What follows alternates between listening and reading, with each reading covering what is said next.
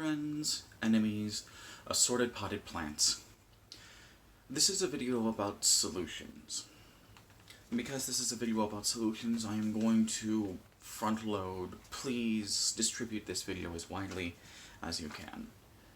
Being stuck in the beige void, I don't have access to the computer that I would usually use to distribute things. Everything I'm doing is on my phone. So, share this video on Twitter, or on Facebook, or on Discord, or wherever else you think that people will need or want to hear it. Because solutions are one of the things that we need right now. Okay, so 2 weeks ago, when I actually wrote this, I was able to find that there was a suite of bills and other actions attacking women, or people who have reproductive organs. Ostensibly, these are bills intended to limit access to reproductive health care, but we have to understand that any attack on reproductive health care is by default an attack on women and other people who have reproductive systems. So, in Utah, there was a bill to just flatly ban abortion clinics. All of them gone.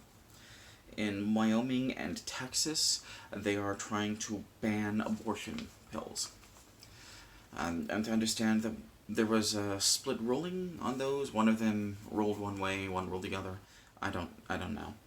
And in Oklahoma, perhaps the most egregious one I found, a woman was found guilty of murdering her child after she miscarried it at 5 months, I think. I think it was 20 weeks, the article said.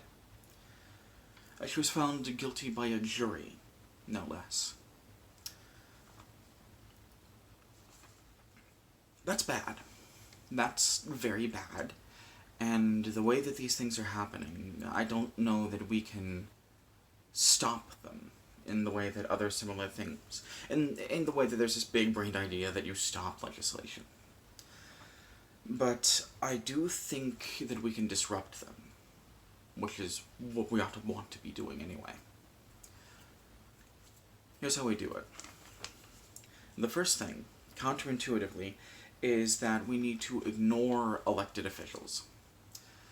Talking to your elected officials is like talking to a party's lawyer. It's like, oftentimes it is literally just talking to a lawyer, and not just figuratively. It's a buffer.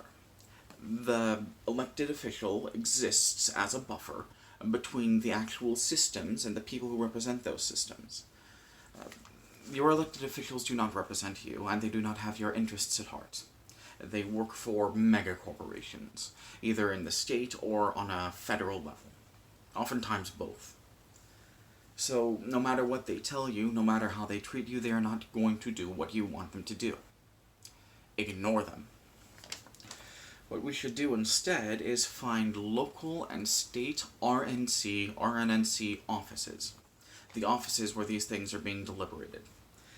And make them miserable.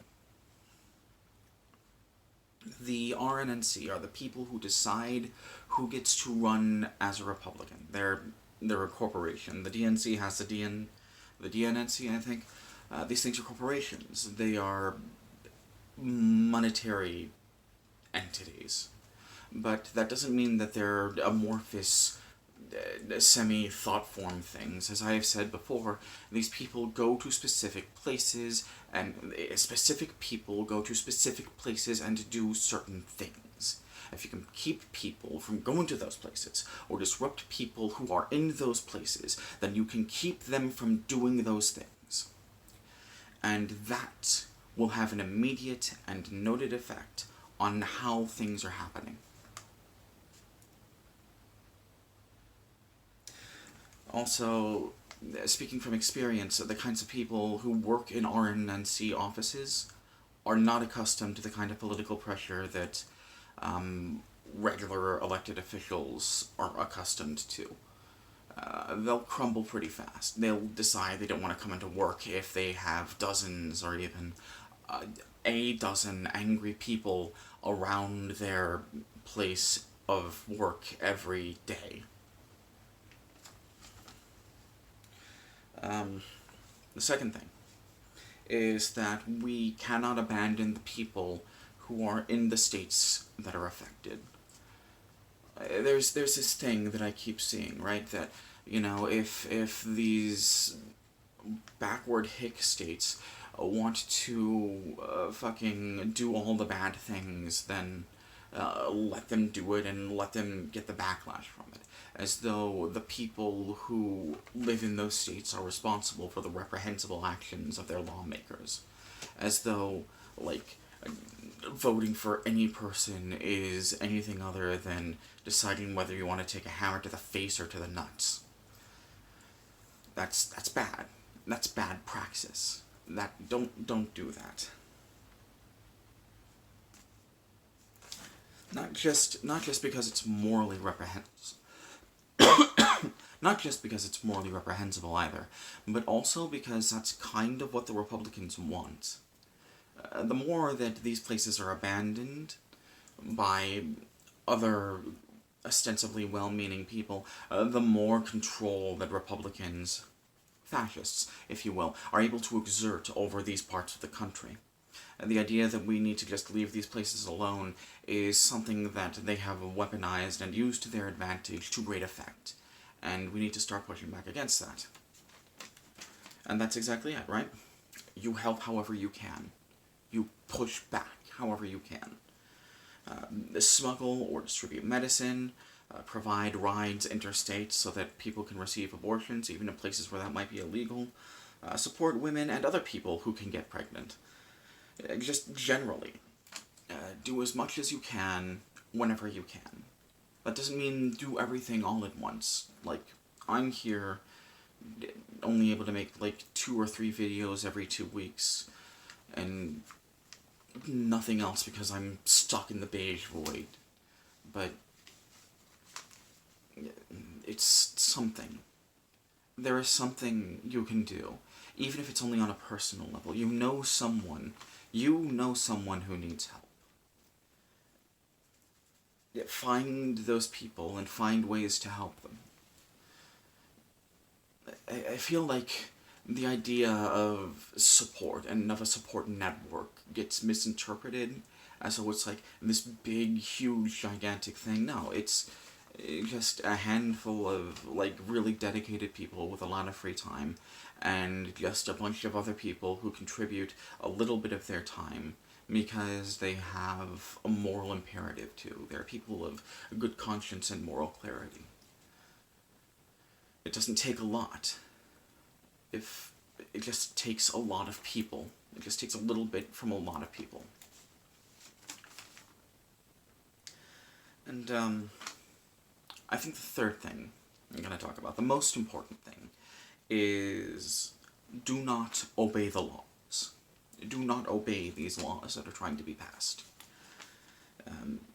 And when I say that, I mean do not find loopholes, do not find workarounds, do not obey the letter but not the spirit.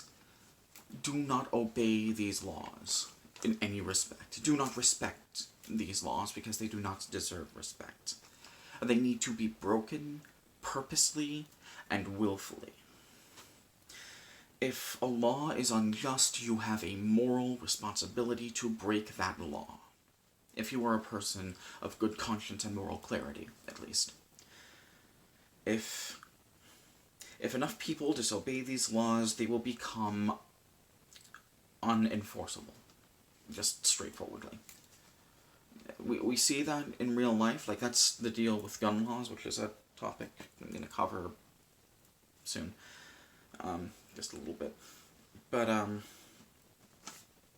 like, if everyone's breaking the law, then the law is null and void, as a matter of effect. And if governance means subjugation and death, then we need to survive. We, yes. Because it's not just women who are at risk. Everyone is. These laws aren't just targeting. We need to become ungovernable. it is not just women at risk with these laws. They are also targeting people who provide aid to women. I think there was another one that was passed recently. Was it Idaho, I think? Idaho, or one of the states that starts with, one of the really conservative states that start with I, made it illegal to give someone a ride to a state where they can receive an abortion. That's turbo fucked, but also that is not just targeting women, that is targeting people who support them. So that's everyone in their crosshairs now. And that's on purpose. Like I've mentioned before, the point of these laws is more often than not to have the laws enforced, but to scare people. There's another thing too, like, we need to understand that the effect of these laws, if they are obeyed, is subjugation. The story about the woman from Oklahoma who was convicted of killing her child, that was from 2019. That happened like 4 years ago. This is something that has only been ramping up. It has only been ramping up since Republicans have gotten into power, and they are still in power. The Democrats aren't doing enough to push back. No one is doing enough to push them back because they're afraid of the political backlash. And it's... politicians aren't going to help us. We have to help ourselves.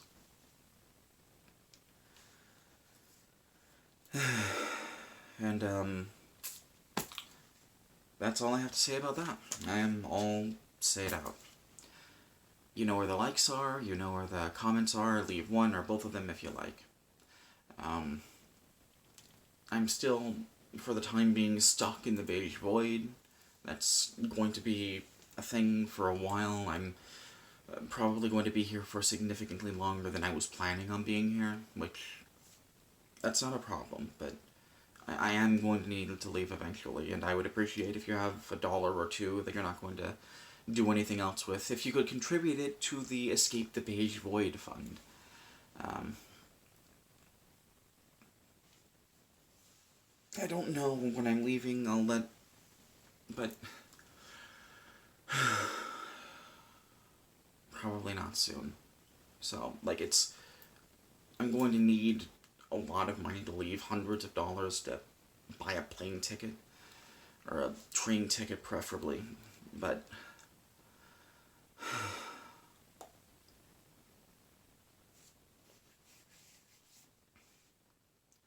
yeah. The next video I have written down here is about gun control. I just watched another video about gun control, and I want to add to it, so... it's not scripted. Part of the reason these are taking so long is because I'm writing and revising them. I just don't feel like they're good enough. So yeah, until we get there, go out, do something important, and take care of yourselves. Alright.